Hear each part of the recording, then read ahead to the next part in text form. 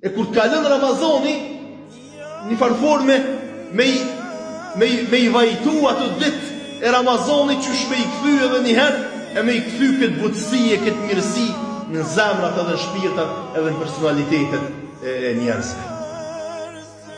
Sepse, na që 1500 vjetë ku jagoti, po agjerojmë, po falemi, po i kryjmë obligimet tona, amo gjendja jonë individuale edhe shoqërore pak pëndron. Po të kishë reflektu Ramazani, namazi, obligimet tona, gjendja jonë në teren është dosht me ndru 100%. Ne në teren ende vazhdojmë fatkeqësisht të përçon, të ndon, të hasmërum me njëri tjetrin, si flet vllaut, si flet motra motrës, nuk i flet farefisit, nuk i të hy me dalë me farefisin, me kojshijun, me mikun, me shokun, me atjetrin. Si u met në përgjithësi, a pesheni ku kemi met, të poshtrum, të nënçmum, të pushtrum, në nënkon të armeqve. Nuk është dosh, kështu me mi.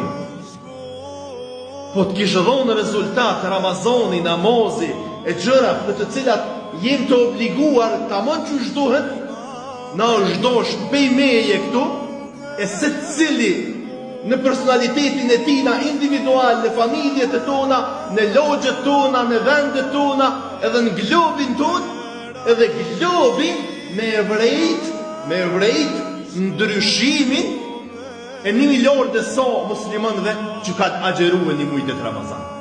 Globi është dosht me morë një shkelqim ndryshe.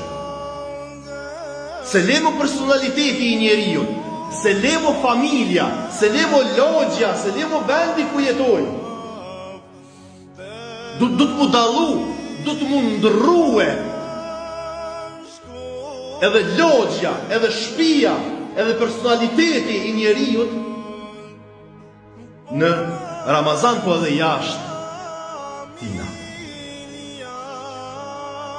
E kur i qosemi një Ramazani qështu, për i qëti kondi, atëhere nuk do të na duhej me na ardhë fështirë, as me agjeru, as me u fal, as me i respektu regullat që i parashe Ramazani. Pse?